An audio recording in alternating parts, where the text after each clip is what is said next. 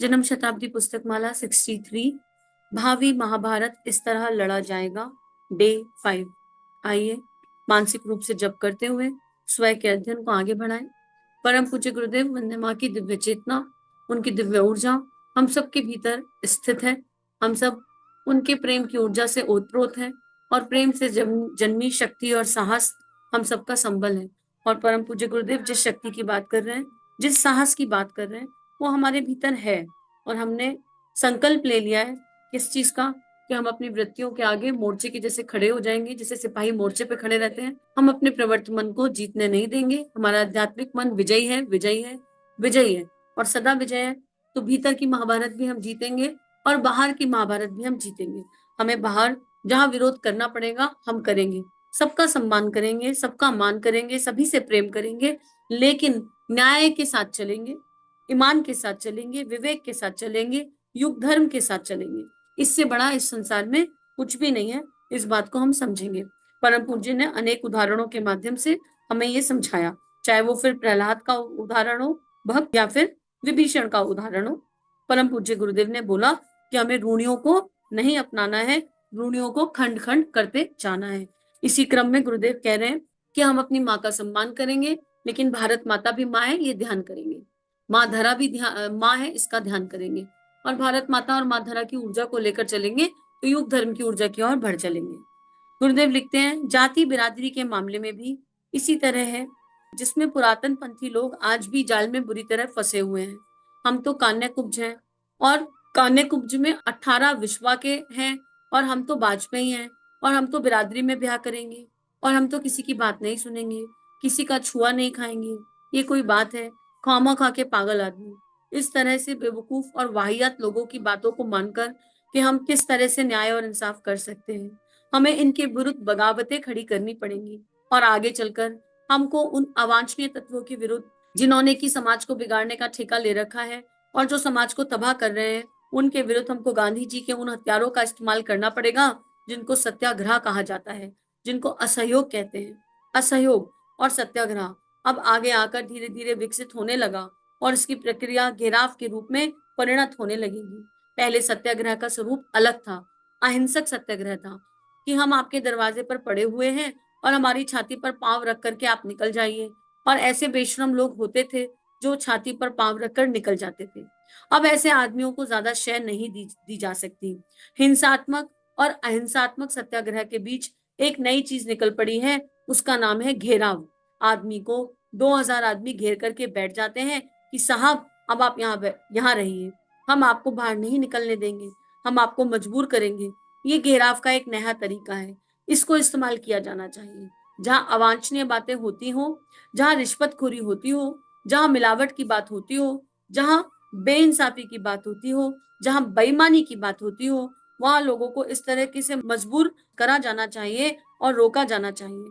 रोकने और मजबूर करने के लिए हमें एक ऐसी संघर्ष सेना, युग निर्माण सेना खड़ी करनी पड़ेगी, जिसकी ताकत इस तरह के लोगों को डराने में समर्थ हो, जो आदमी नहीं मानते और जो आदमी गलत काम करते हैं, गलत प्रभाव पैदा करते हैं, अपनी छोटी लड़की के का बूढ़े के साथ ब्याह करते हैं। उसके यहाँ ना केवल सत्याग्रह किया जाना चाहिए, ना केवल पैकेटिंग किया जाना चाहिए, बल्कि घेराव किया जाना चाहिए कि ऐसा वर्ग जो छोटी लड़की को ब्याह कर रहा हो, घोड़े पर आगे नहीं बढ़ सकता, नहीं बढ़ने दिया जाएगा। 2000 आदमी रास्ता रोककर खड़े हो जाएं, उसके बाप को बंद कर दिया जाए, कमरे में आपको कमरे से नहीं निकलने दिया जाए, उसके कोई भी परिणाम क्यों ना हो, कानूनी उल्लंघन होता हो तो जेल जाया जाए। इस पूरे पैराग्राफ में गुरुदेव बहुत सारी बातें समझा रहे हैं। हम लोग कैसे इस जाति बाती से बाहर आएंगे नहीं पता, समझ ही नहीं आता, क्योंकि बहुत ज्यादा माइन्यूट लेवल पर हम इससे घिरे हुए हैं, जातियों से। यहाँ पर आप कभी देखिए किसी आश्रम में जब आप जाते हैं तो क्या आपका लास्ट नेम पूछा जाता है? आपका नाम पता पूछा गया और आपको एंट्री मिल जाती है। मोस्टली ऐसा ही देखा है, ऐसा ही अनुभव है। इसके विपरीत कुछ होगा तो पता नहीं, अनुभव में नहीं है। लेकिन जितने भी आश्रमों में आज तक देह गुरु कृपा से, गुरु इच्छा से गई, सब जगह बस एंट्री कराई जाती है और प्रवेश मिल जाता है।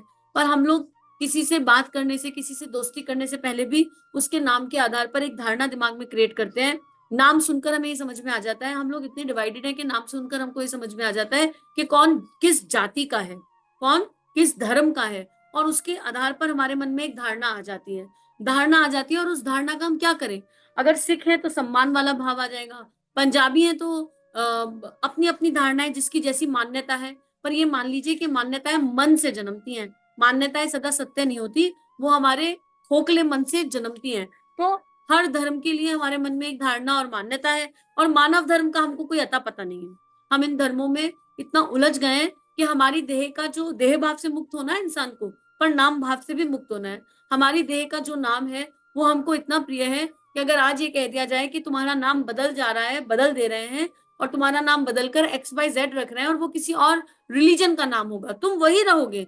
तुम सनातनी हो तो तुम सनातनी रहोगे, तुम क्रिश्चियन हो तो तुम क्रिश्चियन ही रहोगे, तुम पारसी हो तो तुम पारसी रहोगे, पर तुम्हारा नाम, तुम सनातनी हो पर तुम्हारा नाम पारसी कर देंगे, तो हमको वो स्वीकार नहीं होगा। क्यों हम अपना नाम बदलें।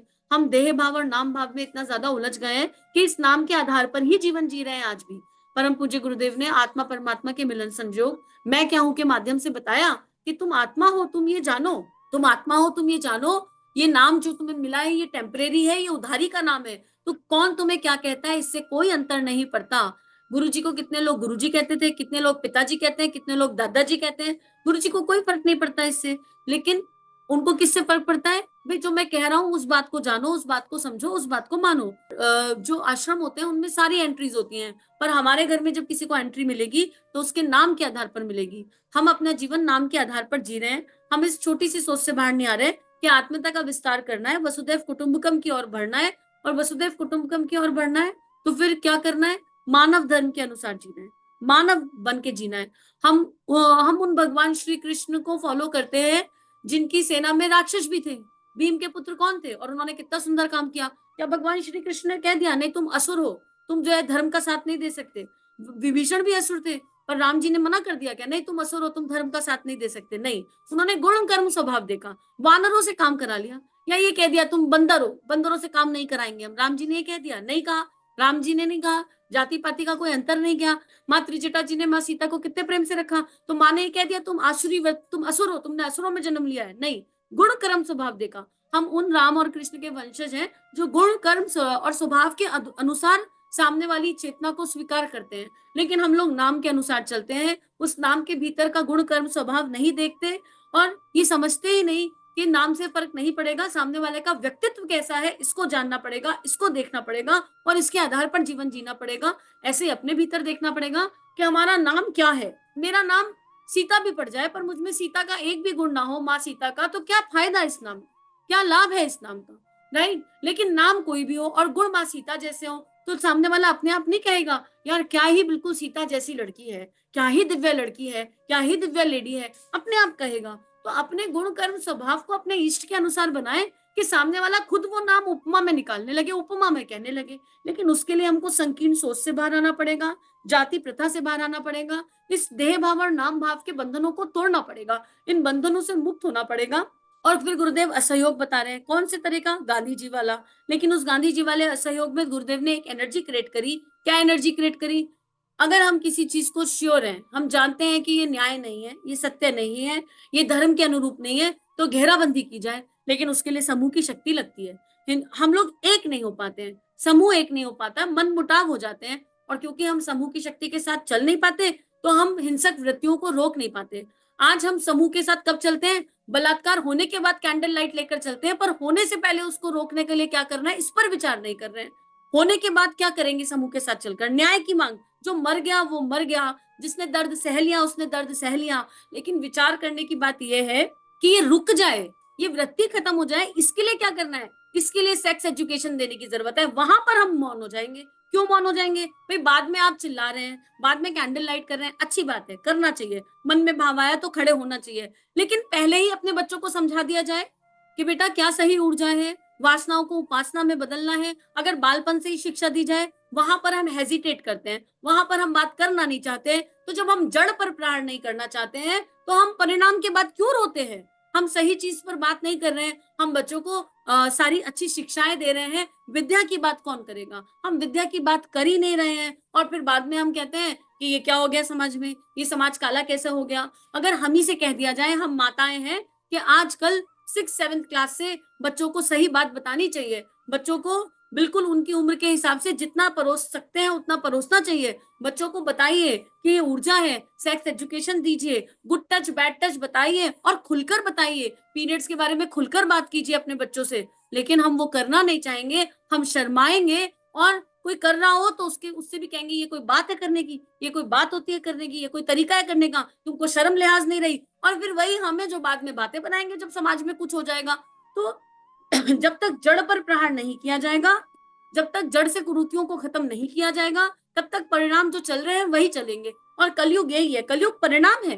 कलयुग क्या है? कलयुग परिणाम है ओछी सोच का, कलयुग परिणाम है अज्ञान का, कलयुग परिणाम है सही विद्या सही शिक्षा ना होने का, कलयुग परिणाम है हम सबकी कायरता का, कलयुग परिणाम है दैवीय चेतनाओं के, जागृत चेतनाओं के मौन का, और कुछ भी नहीं है कलयुग। और इस महाभारत में गुरुदेव आवाहन कर रहे हैं कि जिनकी जागृति हो गई है, जिनको सही बात समझ में आ गई है, जिनके अंदर वो परिवर्तन होना शुरू हो गया है, वो प्रचार भी तो करें, वो लोगों को जाकर बताएं। हम प्रचार प्रसार में मौन हो जाते हैं। क्यों मौन हो जाते हैं? हम सोचते हैं अरे हम प्रचार प्रसार में पड़ गए तो फिर हमें ईगो आ जाएगा, नेम एंड फेम की चाह हो जाएगी, लोकेशना का जाल हो जाएगा। तो क्या ये अहंकार नहीं है कि हम भगवान का काम केवल इसलिए नहीं कर रहे कि हमारी यात्रा गड़बड़ा ना जाए, हमको अहम ना आ जाए? जो भक्ति की यात्रा पर है, ज्ञान की यात्रा पर है, जिनको बात समझ में आ गई, वो एकाकी साधना करने में इंटरेस्टेड है। और हम घर घर नहीं जाएंगे, घर घर जाने से गाड़ी गड़बड़ ना हो जाए, फिर आराधना कौन करेगा? परम पूज्य गुरुदेव ने आराधना का विज्ञान दिया। परम पूज्य गुरुदेव क्या कहते हैं कि तुम्हारी साधना मैं कर लूंगा, तुम आराधना कर लो। पता है आराधना का विज्ञान क्या है? जब हम आराधना के लिए जाते हैं, मान लीजिए कोई एक चेतना आराधना के लिए घर से निकली, आराधना मतलब समूह के साथ जन जन से बात करने निकली। हम अच्छे घरों से हैं तो हमको लोगों के घर के दरवाजे खटखटाने में शर्म आती है, लेकिन उसमें परम पूज्य गुरुदेव भी समझाते हैं कि बेटा जब तुम आराधना के लिए निकलते हो, मान लो एक इंसान आराधना के लिए निकला, उसके मन में 50% लोकेशना का भाव है, नेम एंड फेम, लेकिन 50% तो कहीं गुरु के लिए काम करने की इच्छा भी है, 50% तो कहीं वो भाव भी है कि कोई अच्छा काम करे। भाई नेम एंड फेम तो इंसान को आजकल गलत रील बना के भी मिल जाता है, नेम एंड फेम तो वल्गरिटी से भी मिल जाता है, फालतू की चीजें परोसने से भी मिल जाता है। कम से कम इतनी जागरूकता तो है कि मुझे ये नेम एंड फेम चाहिए, अगर ये लोकेशना का भाव है तो मैं कर्म सही करूं, मैं सही कर्म करके ये नेम एंड फेम अपनाऊं। तो क्या कहते हैं गुरुजी, बेटा जब तुम आराधना के लिए निकलते हो मैं तुम्हारा रिफाइनमेंट कर देता हूँ, तुम्हारी जो ये लोकेशना के संस्कार है, जितनी जितनी तुम आराधना करोगे ये लोकेशना का संस्कार उतना उतना गल जाता है। क्योंकि जब आप डोर टू डोर जाएंगे तो आपके अहम को पल पल चोट लगेगी। कर कर देखिए, ऐसे नहीं कि एक बड़ी सभा को बुलाकर उसमें हमने जो है लेक्चर दे दिया, वो नहीं। एक एक घर का दरवाजा खटखटाइए, आपको अलग अलग तरीके के लोग मिलेंगे। कोई कुछ भी कहे, आपके मन में प्रेम होना चाहिए, करुणा होनी चाहिए, संवेदना होनी चाहिए, किसी के लिए कोई धारणा नहीं बननी चाहिए। अगर किसी ने आपकी बात को सुन लिया तो गुरु जी की इच्छा, क्योंकि आपको कॉपी पेस्ट करना है, हमको करना क्या है? कंट्रोल सी कंट्रोल बी, और कुछ करना ही नहीं। जब मुझे अपना कुछ कहना ही नहीं है तो कैसी लोकेशना, कहाँ है लोकेशना? परम पूज्य गुरुदेव की एक किताब उठानी है, जाकर कहना है हमने ये किताब पढ़ी है, हमको बहुत अच्छी लगी है, आप पढ़ना चाहेंगे क्या? रोज 5 गायत्री मंत्र कीजिए, इस किताब को पढ़िए, क्या पता आपके जीवन में परिवर्तन आ जाए। अगर आपको अच्छी लगे तो आगे लोगों तक पहुंचाइए। इतनी तो बात कहनी है, और उस किताब का सार बता दीजिए। या क्या करना है, सामने वाले की समस्या को जानना है, समझना है, उस समस्या के अनुरूप किताब ढूंढकर किताब उन्हें बतानी है, और उन्हें बोलना है हम ये किताब आप तक पहुंचाएंगे, ऑडियो के फॉर्म में पहुंचाएंगे या किताब के फॉर्म में पहुंचाएंगे। बीते कल एक चिंतन चला, क्या चिंतन चला कि क्या ही हमारा खजाना रहा होगा, कितना दैवीय खजाना रहा होगा कि जब नालंदा विश्वविद्यालय को जलाया गया तो एक महीने तक बिना लकड़ी के केवल किताबों से धुआं उठता रहा, किताबों से धुआं उठता रहा। तो लगा, ऐसा एक पल के लिए भाव आया मन में, अच्छा इसलिए आज की डेट में सारी किताबों को ऑडियोज में कन्वर्ट करने का भाव है। कोई अगर आने वाले 5, 10, 15, 20, 100 साल में कोई फिर से कालने में आ जाए और हमारी दैवीय पुस्तकों को जलाने की कोशिश भी कर दे तो तू जला ले भाई, तुझे जो करना है कर ले। सारी पुस्तकें ऑडियो के रूप में कन्वर्ट हो चुकी हैं, सारी पुस्तकें अवेलेबल हैं, कहीं नहीं जा सकता ये खजाना सेफ है और सदा सेफ रहेगा। लगा महाकाल की ये योजना है कि कलयुग कितना भी काला हो सकता है, कुछ नहीं पता कलयुग में कब क्या हो जाए। तो ये खजाने को सुरक्षित रखने का एक तरीका है कि सारी पुस्तकों को हम ऑडियो के रूप में कन्वर्ट कर दें ताकि वो सेफ रहे। ये एक थॉट क्रिएट हुआ, सही या नहीं पता नहीं, गुरु चरणों में अर्पित समर्पित हुआ, गुरु जी का ही भाव था, गुरु जी का ही दिया हुआ विचार था। लेकिन अब हम ये विचार करें कि हम कब तक कायरों के जैसे घर में बैठे रहेंगे, कब तक हम ये सोचेंगे कि नहीं हमको नहीं करना है, हमको क्या करना है? अगर आप शहरों में रहते हैं, आपकी सोसाइटी के ग्रुप हैं, उन सोसाइटी के ग्रुप्स में जाने कितनी कितनी चीजें आती हैं। क्या हम एक संकल्प नहीं ले सकते हैं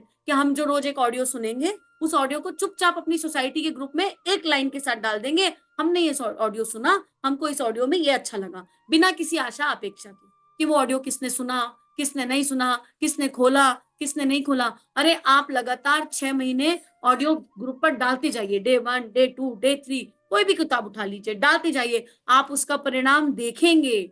बीज जब डाला जाता है तुरंत वृक्ष नहीं बनता है, बीज अपना समय लेता है। आप घर से बाहर नहीं जा सकते, घर बैठे बैठे क्या हम इतना नहीं कर सकते कि एक ऑडियो सुन के उसके 4 हाईलाइट निकालकर हम अपने ग्रुप में भेज दें, सोसाइटी ग्रुप में भेज दें। आप देखेंगे कि धीरे धीरे लोग आपसे संपर्क करने लगेंगे, पर्सनल पर आपके पास आके बात करेंगे। एक इतनी बड़ी बड़ी सोसाइटीज होती हैं शहरों में, हजार हजार लोग ग्रुप्स होते हैं टेलीग्राम पे, तो एक साथ इतने सारे जुड़ जाते हैं। ये एक छोटा सा काम है, ये भी आराधना है, ये भी एक आराधना का तरीका है। पर हमको अब विचार करना पड़ेगा, और जब हम इस तरह की एनर्जी भेजेंगे तो हमारे पास इसी तरह के लोग जुड़ जाएंगे। तो कहीं घेराव करने की जरूरत होगी, आप एक आवाज उठाएंगे, आपके साथ आपकी ही सोसाइटी के कई सारे दैवीय आत्माएं आके खड़े हो जाएंगे।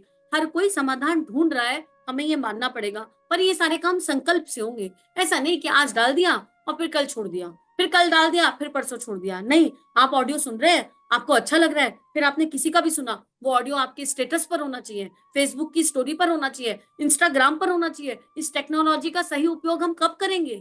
क्यों नहीं कर रहे हैं हम इस टेक्नोलॉजी का सही उपयोग? क्यों? लोगों को ये पता चल जाएगा कि आप क्या सुन रहे हैं, तो क्या दिक्कत है अगर लोग कुछ सोच भी रहे हैं इसमें क्या विचार ना करने की जरूरत है। हाँ, हम अच्छा सुनते हैं, हमको अच्छा सुन के अच्छा लगता है, आप भी अच्छा सुन लीजिए, पर विचार ना करनी पड़ेगी। कैसे आराधना करें? ये घर बैठे बैठे की जाने वाली आराधना है। जो घर से नहीं निकल सकते वो ये आराधना कर सकते हैं, जो घर से नहीं निकल सकते वो। और जब लोग आपसे संपर्क करें तो आप उनसे आत्मीयता का विस्तार करें, उनसे प्रेम से बात करें, अपनी सोसाइटी ग्रुप से एक नंबर लेकर रोज उस पर कॉल करें, उन्हें गुरुजी के विचारों के बारे में बताएं, गुरुजी की किताबों के बारे में बताएं, उनकी समस्या जाने कि उनके जीवन में क्या समस्या है, उनका समाधान कैसे हो सकता है, नैनो यज्ञ के बारे में बताएं, बलि वैश्व के बारे में बताएं। देखिए, रास्ते तो बहुत हैं, करने वाले के ऊपर है। ये नहीं कहा जा रहा कि सारे रास्ते चूज कर लो, जो आपके लिए सहज हो, जो आपके लिए सरल हो, उसको चूज कर लो। ये मत देखना कॉल करने से पहले कि ये जो कॉल जा रहा है ये किसको जा रहा है, सिख को जा रहा है कि पारसी को जा रहा है कि हिंदू को जा रहा है कि मुसलमान को जा रहा है। ये बिल्कुल मत देखना, क्योंकि फिर नाम के आधार पर बायसनेस हो जाएगी। कॉल करना है, कॉल करना है। गायत्री यूनिवर्सल एनर्जी है, उस यूनिवर्सल एनर्जी के बारे में बात करनी है और कॉपी पेस्ट करना है। अपनी तो कोई बात है ही नहीं कहीं। अपना यहाँ है क्या? अपना यहाँ है क्या जो बुरा भला लगे किसी बात का? अपना यहाँ है क्या जो अहंकार होगा? अरे हमने भी किसी से सुना है भाई, हमारे गुरुजी ने से सुना है, उसे उन्हें तुम लेखक मान लो, उन्हें तुम युग दृष्टा मान लो, तुमने जो मानना है वो मान लो। और उन्होंने कहा है कि मेरे ज्ञान के आलोक को जन जन तक पहुंचाओ, तो यही तरीका समझ में आता है, इससे पहुंचा रहे। आपके पास कोई और तरीका है, आप उससे पहुंचा दो। जिसको जो तरीका गुरुदेव दे वो उस तरीके से कर ले, जिसको जो तरीका ऋषि देवता संत दे वो उस तरीके से कर ले। तो परम पूज्य गुरुदेव ने घेराव की ऊर्जा बताई, और आज की डेट में घेराव सबसे बढ़िया इंस्टाग्राम, व्हाट्सएप, टेलीग्राम, ये सब घेराव के तरीके हैं। आप घेरिए, आप घेरिए, रोज भेजिए, रोज भेजिए, रोज भेजिए, असर होगा, होगा, होगा, और निश्चित रूप से होगा। इसमें तो कोई संशय ही नहीं है। गुरुदेव लिख रहे हैं आगे, घेराव का ये नया तरीका है, उसको इस्तेमाल किया जाना चाहिए। जहां अवांछनीय बातें होती हैं, जहां रिश्वतखोरी है, जहां मिलावटों की बातें होती हैं, बेईमानी होती है, उसको रोका जाना चाहिए। रोकने और मजबूर करने के लिए युग निर्माण सेना खड़ी करनी पड़ेगी, और गुरुदेव ने इस पल एक सेना खड़ी करी। जितनों के कान में ये बात पड़ी वो युग निर्माणी है, वो युग निर्माणी है, वो युग निर्माणी है, और उनको समझ में आ गया है कि उन्हें क्या करना है। जिसकी ताकत इस तरह के लोगों को डराने में समर्थ हो, जो आदमी नहीं मानते हैं और जो आदमी गलत काम करते हैं, गलत प्रभाव पैदा करते हैं, अपनी छोटी लड़की का बूढ़े के साथ विवाह करते हैं, उनके यहाँ सत्याग्रह किया जाना चाहिए। 2000 आदमी रास्ता रोककर खड़े हो जाएं, परिणाम परिणाम कोई भी हो, परिणाम की फिक्र ना करें। कानूनी उल्लंघन होता है तो जेल जाए ही जाएगा, बाप को जेल में बंद कर दिया जाएगा। आगे गुरुदेव अगला बता रहे हैं, पशु बलि के साथ में घृणित कर्म रोका ही जाना चाहिए। मांस खाएं या ना खाएं ये बात अलग है, लेकिन देवता एक आदमी का नहीं, और देवता का मालिक एक आदमी नहीं। जो देवता को बदनाम करे, देवता को बदनाम हम नहीं करने देंगे। देवी तुम्हारी ही नहीं, देवी हमारी भी है।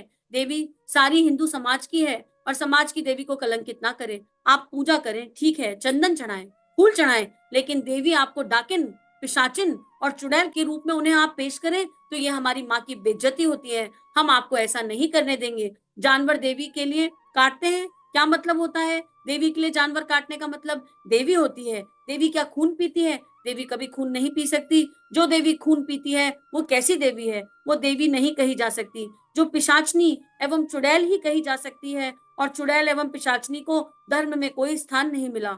हत्या के लिए धर्म में कोई स्थान नहीं है। अरे अहिंसा परमो धर्म, हम तो उस देश में हैं जहाँ अहिंसा और शांति की बात की जाती है, तो वहां पर कैसे हम हिंसा कर सकते हैं? कैसे हम पशु बलि दे सकते हैं? किस तरह की बात है ये? किस तरह की बात है ये? इस पर विचार किया जाना चाहिए और इसको रोका जाना चाहिए कि जब पशु बलि की बात है तो उसका मतलब ये है अपने भीतर के पशु का बलिदान। हम पेट और प्रजनन के आधार पर जीवन जी रहे हैं तो एक पशुवत जीवन ही तो है। और हैं क्या हम? मानव देह में बैठे हुए निशाचर हैं।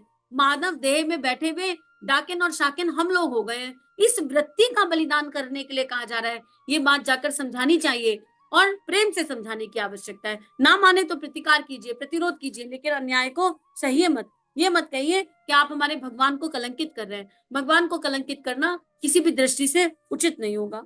हत्या के लिए धर्म में कोई स्थान नहीं है। कत्ल करने के लिए धर्म से क्या ताल्लुक है? ये दो घोर नशंस पाप हैं, पिशाचन पाप हैं। ये पिशाचन हमारे हिंदू समाज में जहां तहां फैला हुआ है। हमको लोगों के अंदर विवेक उत्पन्न करना चाहिए। इस पिशाचन और धर्म का कोई ताल्लुक नहीं है आपस में। देवी दुनिया में ऐसी कोई नहीं होती जो जानवरों का, मनुष्य का, बकरों का, मुर्गियों का खून पिए और मांस खाए। देवियां ऐसा काम नहीं कर सकती। और ये तो फिर सेल्फ एक्सप्लेनेटरी है कि क्या भगवान कैसा है? भगवान की एक ही डेफिनेशन है, भगवान श्रेष्ठ गुणों का समुच्चय है। इसके अलावा भगवान की और कोई डेफिनेशन नहीं है। और श्रेष्ठ गुण क्या है ये हम सबको पता है। हम सबको इस पर चिंतन मनन करना चाहिए कि श्रेष्ठ गुण क्या है और उन श्रेष्ठ गुणों में हमारे अंदर कौन कौन से गुण आ गए हैं। क्योंकि ये स्वाध्याय है, स्वयं का चिंतन है, तो हमको ये अपने भीतर झांक कर देखने की आवश्यकता है। और फिर हमारे लिए आराधना की डेफिनेशन क्या है उसके अनुसार चलने की आवश्यकता है। इसी के साथ आज का भाव गुरु चरणों में अर्पित समर्पित। इदम श्री सद्गुरुवे नमः।